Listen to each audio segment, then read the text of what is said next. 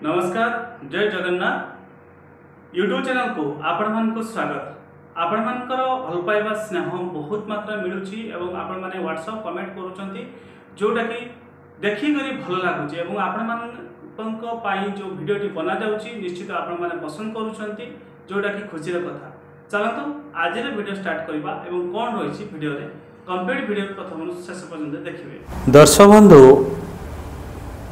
राशि मानकर जो ग्रह परिवर्तन रही है बेले बेले राशि मान को बहुत किछि ऊपर को नहीं था एवं बहुत किछि तल को मध्य नहीं था।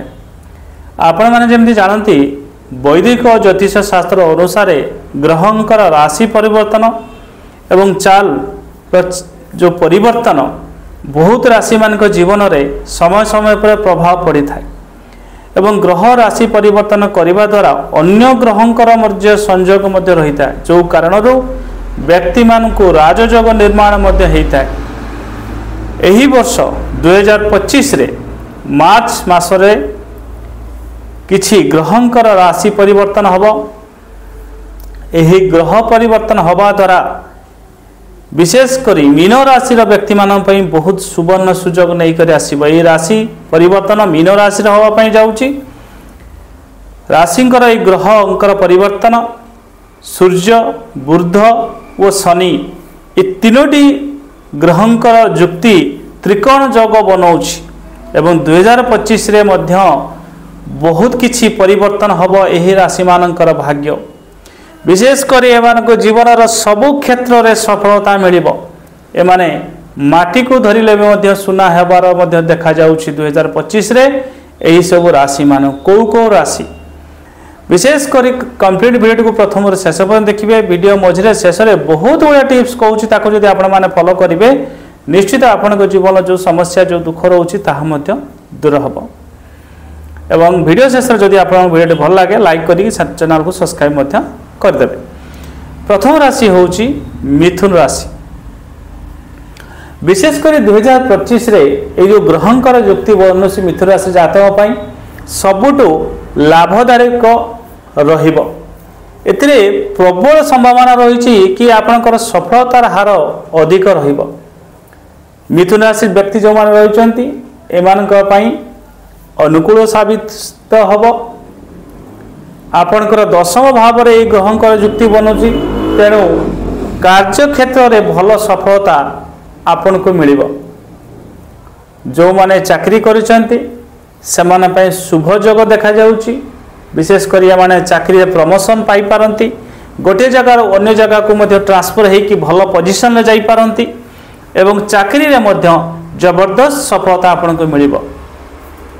जो माने बेरोजगार रहिचंती चाकरी नाही घरे बसिचंती सेमान को मध्य चाकरी मध्य प्राप्त हबो बा कोनोसी ना कोनोसी क्षेत्र रे आपण रोजगार क्षेत्र रे जो लागि जिवे। एवं जदि पूर्वर आपण कोनोसी इंटरव्यू देइतिले बा कोठी आपण फॉर्म पकेइतिले चाकरी पई निश्चित आपण को डकरा आसी पारे एवं आपण को चाकरी मिलिबार 100% संभावना देखा जाउछि एवं सेतिरे आपण पई शुभ रहिबो। विशेषकर जो माने चाकरी क्षेत्र में अच्छा से तो प्रमोशन और वेतन वृद्धि मत जग देखा जाउछि। आपण प्रमोशन पाइबे एवं आपणकर दरमा मध्य वृद्धि हब। जो माने व्यापार क्षेत्र अच्छी से भल डील हब।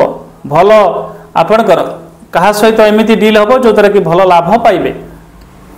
पैतृक संपत्ति से भी आपन को बहुत किसी लाभ मिलबार देखा जाउछि एवं विशेषकर पैतृक सुख आपन को मध्य मिल पारे। नेक्स्ट राशि होची धनु राशि। धनु राशि व्यक्ति मान पई शनि सूर्य और बुधंकर त्रिकोण योग बनुछि तेणु ये आपण पई बहुत शुभंकर और लाभदायक रहिबो। ये त्रिकोण योग हवा द्वारा राशि मानकर आपणकर चतुर्थ भाव बनिब। यही कारण आपण को भौतिक सुख सुविधा रे लाभ मिलिब। वाहन सुख आपन को प्राप्त हो पारे। नुआ गाड़ी किणी पारती, घर को नुआ कार आनी पारती, नुआ बाइक आनी पारती बा किछि ना किछि गोटे वाहन बा आपण गाड़ी किणिबे। घरर सुख मध्य मिलिबो, नुआ घर आपण तैयारी करि पारंती बा नुआ घर किणी पारंती एवं आपणकर आर्थिक स्थिति मध्य बहुत सुधार आसीबार देखा जाउछि। इनकम सोर्स भल रहिबो, विभिन्न सोर्स रो आपण पाखु को टंका आसीबो एवं आपण को धन मध्य अभाव परिलक्षित हबो नाही एवं आर्थिक स्थिति मजबूत रहिबो। अचानक भावे मध्य कौनसी क्षेत्र धन प्राप्ति हेई पारे, जो द्वारा आपणकर आत्मविश्वास वृद्धि होबार देखा जाउछि एवं विशेष करी आपण को जीवनर सबु क्षेत्र सफलता प्राप्त हब। मीन राशि देवगुरु बृहस्पतिंकर आधिपत्य रोची, तेणु मार्च मासरे यही त्रिकोण जोग जो बनूची आपण पाई बहुत बड़ संकेत नहीं कर आउछि। आपणकर व्यक्तित्व निखार आसीबो, समाज रे पद प्रतिष्ठा उन्नति देखा जाउछि, समाज रे मान सम्मान मध्य आपणकर बढ़िबो एवं समाज रे आपणकर दबदबा रहिबो। आपणकर लग्न भाव बनूची, तेणु सूर्य बुध और शनि तीन ग्रहंकर शुभ फल आपको प्राप्त हब। आपणकर आत्मविश्वास मध्य उन्नति देखा जाउछि, लाभर अवसर वृद्धि देखा जाउछि। आपणकर इच्छा पूर्ति मध्य हब, जदि पूर्वर किछि इच्छा आपण रखिछंती, चाकरी हो, व्यवसाय हो, टंका हो, धन हो कि गहना हो, ए सब क्षेत्र जदि आपणकर इच्छा रही से इच्छा गुड़िक पूर्ति हबार देखा जाउछि। एवं जो माने विवाह पाई इच्छुक अछंती सेमानक पाई मध्य भल प्रस्ताव आसी पारे एवं आपणकर मैरेज मध्य स्थिर हबार देखा जाउछि बा मैरेज आपण करि पारंती। दाम्पत्य जीवन सुख शांति रे मध्य रहिबे एवं पारिवारिक जीवन आपण पाई खुशी रहिबो। ये तीनोटी राशि व्यक्ति मान पाई मार्च मासरे जबरदस्त सफलता देखा जाउछि एवं यही तीनोटी राशि व्यक्ति मानकर भाग्य चमकिब एवं एमानकर सबु क्षेत्र में सफलता मिलवा पाई जाउछि। प्रतिकार हिसाब रे प्रत्येक दिन आप देवादी देव महादेव को दर्शन करंतु, गरीब असहाय लोगों को दान पुण्य करंतु निज सक्षम अनुसार एवं सब बड़े न्याय रही आगू बढ़ंतु। निश्चित देखिए आपन जीवन जो समस्या जो दुख रोचे ताहा मध्य दूर हम।